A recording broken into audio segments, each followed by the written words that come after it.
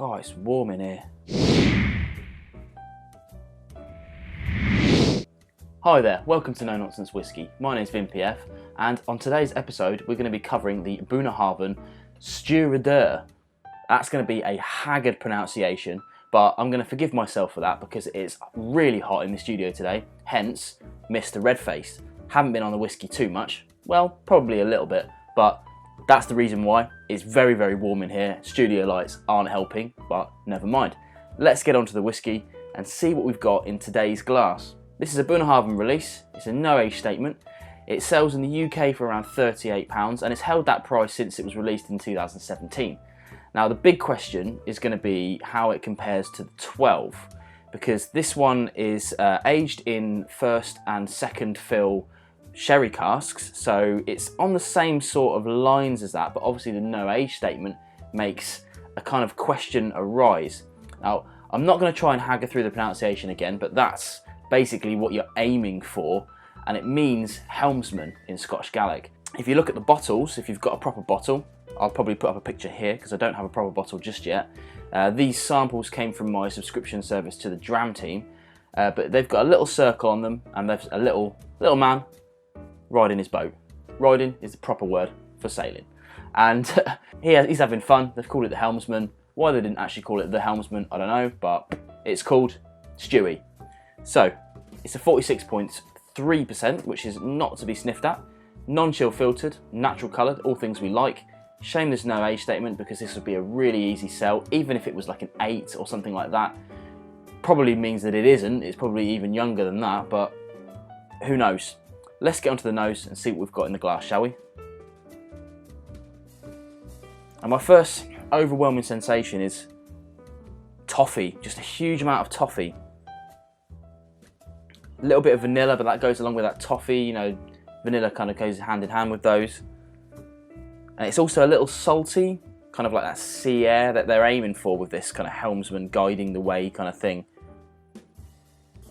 Now my nose also wants to pick out some smoky notes, but I'm not so sure. Apparently they've upped their ppm levels, but I don't know. I'm probably just kidding myself that I smell it, but I'm thinking I'm getting some kind of burnt wood in there somewhere.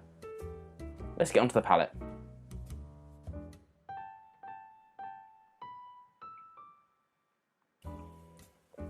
It's just got a really nice thick mouthfeel. It's got heavy dried fruits on the front end. As that disappears off, you're getting more of that toffee, more of that salty notes coming through.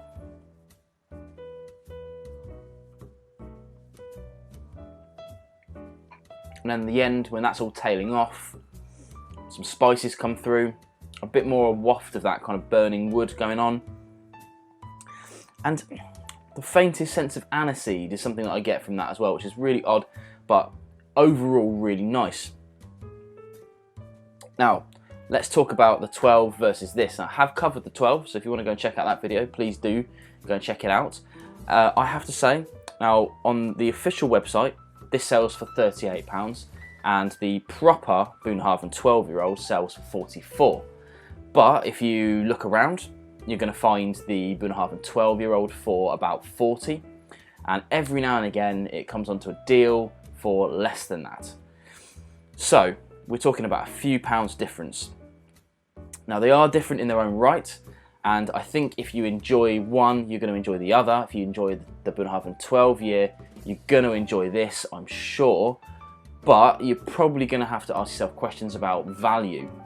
Now, if you can find it for a good price, £38 is a good price, and if you're in one of those moments where Bunnahabhain 12-year has gone up in price and is back to its kind of usual 40, this might be worth a little shot. You know, it's a couple of quid cheaper, probably worth a shot. You might not buy it again, even if you can get the Bunnahabhain 12-year for a little bit cheaper than that.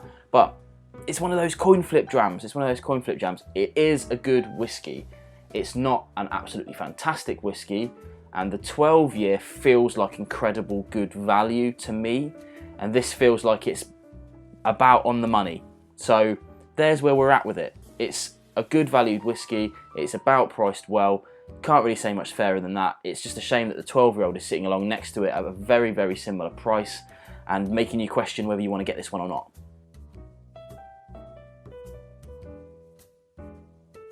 Hi there. Oh dear.